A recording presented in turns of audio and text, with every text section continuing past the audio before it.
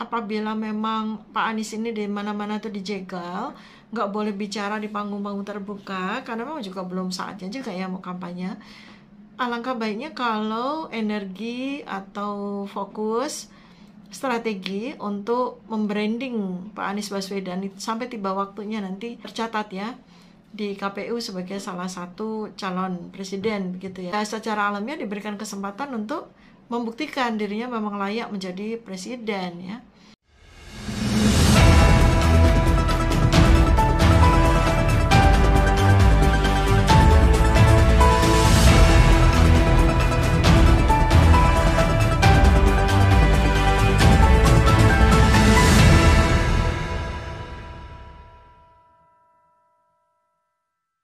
Saya baca sebuah berita ya di media ini, headline-nya tuh tsunami dukungan ke Anies Baswedan bikin puyeng kubu istana.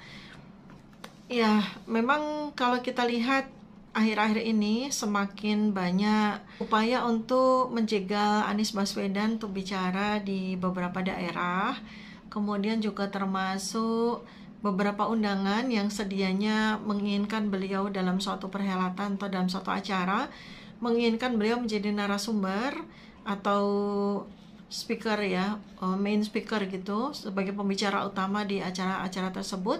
Kemudian ada larangan ya, entah apa sebabnya dilarang. Tapi kalau lihat dari berita ini ya sepertinya pihak rezim gitu ya, itu yang boleh dibilang pihak istana itu takut ya, khawatir dengan dukungan Anies Baswedan yang makin lama makin besar di masyarakat. Terbukti dengan begitu banyak daerah yang mengundang beliau, lalu kemudian dibuatkan panggung, sehingga seakan-akan beliau itu sudah bisa melakukan safari politik di berbagai daerah.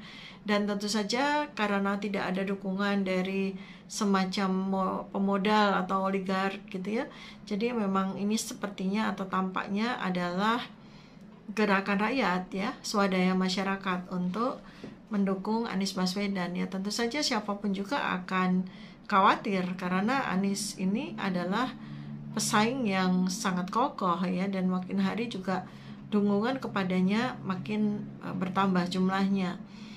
Tetapi kalau saya lihat dari sekarang ini, saya lihat dari satu sudut pandang ya, dari satu scene gitu. Sebetulnya sejak pensiun dari Gubernur DKI Jakarta, kalau saya pantau dari Instagramnya Pak Anies ini, masih terlalu sedikit ya kegiatan-kegiatan yang dilakukan, belum banyak dan belum beragam, belum kaya gitu, yang membuat kegiatan-kegiatan atau representasi dari bagaimana kita bisa melihat kesehariannya beliau, apa yang menjadi pikiran beliau, apa yang menjadi visi ketika menjadi presiden, itu sangat-sangat jauh dari bisa dibaca atau bisa dipahami oleh netizen ataupun oleh rakyat Indonesia. Jadi saya sarankan apabila memang Pak Anies ini di mana-mana tuh dijegal, nggak boleh bicara di panggung-panggung terbuka, karena memang juga belum saatnya juga ya mau kampanye. Alangkah baiknya kalau energi atau fokus strategi untuk membranding Pak Anies Baswedan sampai tiba waktunya nanti September 2023, siapa yang akan mencalonkan, dialah yang kemudian akan membawa nama Anies Baswedan itu tercatat ya di KPU sebagai salah satu calon presiden begitu ya. Tapi 11 bulan sebelumnya Pak Anies ini diberi kesempatan untuk secara alamiah ya, karena beliau sudah tidak lagi menjabat apapun ya, secara alamiah diberikan kesempatan untuk membuktikan dirinya memang layak menjadi presiden ya.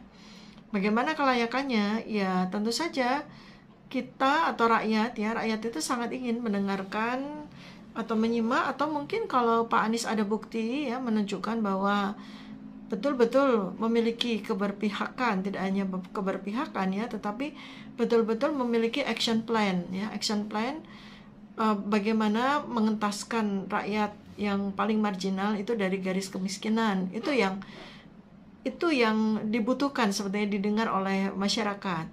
Kemudian berikutnya adalah bagaimana Pak Anies Baswedan itu mampu memberikan konsep action plan dalam bentuk penyediaan pangan ya, penyediaan pangan oleh pemerintah, oleh negara. bagaimana penduduk disiapkan atau disediakan pangan dalam jumlah yang cukup, sehingga tidak pernah ada rasa khawatir. Saat ini kan berita-berita terkait dengan kondisi rawan pangan, kondisi kekurangan pasokan beras oleh Bulog itu kan mengemuka ya di berbagai media begitu. Ini adalah suatu peluang yang bagus bagi Pak Anies untuk menyampaikan gagasannya apabila nanti sudah jadi presiden. By experience ya, pengalaman beliau di Jakarta kan bisa dijadikan lesson learned, bisa jadi experience base gitu ya, bahwa beliau itu tidak bicara hanya mengandalkan cek kosong ya, tetapi yang betul-betul sudah dilakukan. Jadi bagaimana sih menyiapkan ketersediaan pangan agar apapun yang terjadi itu penduduk atau rakyat itu aman dari sisi pangan ya.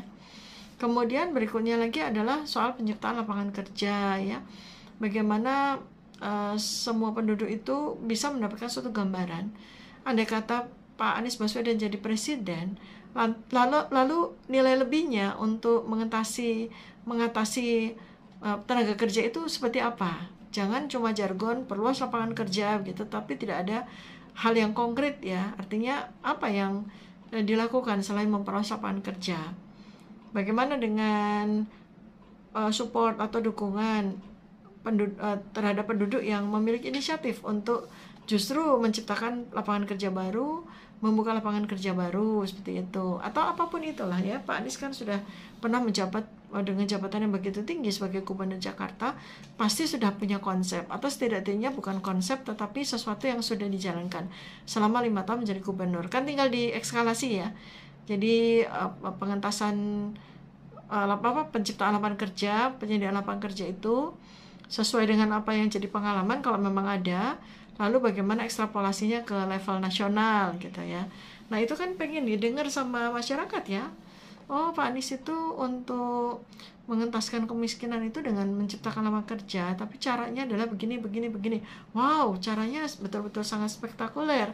Kalau begitu saya ingin dong milih dia nanti pada saat pemilihan presiden gitu kan ya. Terus bagaimana dengan pangan? Punya konsep yang beyond nggak? Punya pemikiran yang dahsyat nggak nih? Bukan seperti pemikiran mainstream gitu ya, bagi-bagi BLT, kemudian bagi-bagi sembako gratis ya, itu kan mainstream ya, tidak membangun, tidak mencerdaskan, dan membuat masyarakat menjadi rakyat menjadi manja ya, tidak mau berusaha keras.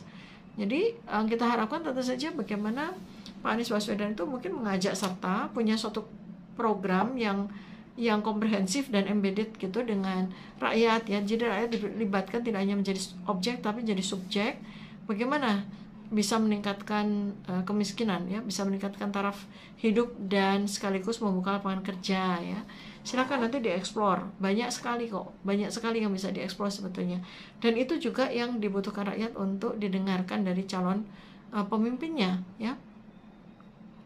Kemudian bagaimana sekarang kalau koridor-koridor atau jalur-jalur tempat di mana Anies udah mulai bisa promo dirinya ya, udah mulai bisa branding dirinya, udah mulai bisa di-endorse oleh orang lain, itu tidak terkesan sebagai kampanye yang terlalu dini, karena not even beliau kan bukan calon presiden dari manapun ya, karena belum resmi, itu baru satu partai yang mencalonkan secara resmi, mendeklarasikan, dan itu juga belum tentu memenuhi syarat yang akan disampaikan oleh KPU ya, masih panjang. Nah, bagaimana kalau Pak Anies itu membuat masa tunggu ini itu dengan menciptakan suatu karya nyata yang spektakuler. Seperti dulu ya, Pak Anies itu kan namanya naik sekali karena gebrakannya beliau Indonesia Mengajar itu kan. Tanpa ada project atau gerakan Indonesia Mengajar, mungkin sampai dengan hari ini kita nggak pernah tahu siapa itu Anies Baswedan.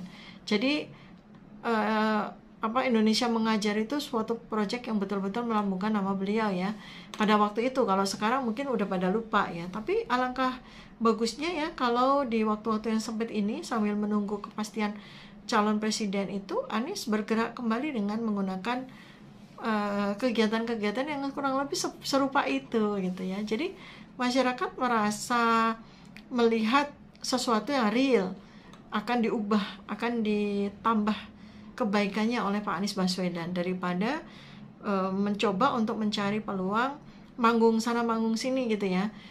Padahal sekarang ini tendensinya udah mau dicegal aja nih sama pemerintah ya. Jadi nanti habis-habisin waktu, buang-buang waktu ya. Padahal banyak sekali sebetulnya kegiatan-kegiatan inovatif dan mencengangkan itu ya. Itu bisa dilakukan oleh Pak Anies dari sejak sekarang ya. Kemarin pada video yang lalu tuh saya usulkan Pak Anies bikin partai aja gitu ya, atau buka bisnis baru gitu. Itu dua hal itu sangat-sangat mungkin, tetapi absurd ya untuk seorang yang berlatar belakang akademisi sama sekali tidak punya sense of business gitu ya, agak berisiko tuh ya. Jadi kalau saya wacana membangun suatu partai baru atau beristiqomah masuk ke dalam satu partai yang disukai dan kemudian membangun dari dalam, itu sangat-sangat indah ya kalau seandainya betul-betul dilakukan. Ya memang harus ada uang besar, tapi kalau kehendak itu jauh lebih besar maknanya, uang itu insya Allah akan menjadi kecil ya. Bisa dijangkau ya ketika kita umumkan kepada semesta, nanti semesta akan mendukung gitu, kata Profesor Yohanes Surya. Jadi silahkan, mungkin bisa dieksplor lagi ya. Jadi tidak hanya pasif menunggu ada pemodal, menunggu ada dana masuk baru kemudian bergerak. Waktunya udah nggak ada Pak Anies ya. Jadi Anda harus mencoba untuk membuat sesuatu yang breakthrough, dan itu melambungkan nama Anda secara sangat luar biasa. Ya, itu yang bisa saya sampaikan dalam kaitannya dengan berita bahwa Anies itu dicekal sana sini, padahal dukungan dari grassroots ya, dukungan rakyat itu makin lama makin besar. Mari kita buktikan Mas Anies untuk bikin suatu karya nyata ya dalam rentang waktu sekitar 11 bulan sebelum Anda benar-benar atau tidak benar-benar dicalonkan oleh partai satu atau salah dua partai yang lain ya. Ya, good luck Mas Anies.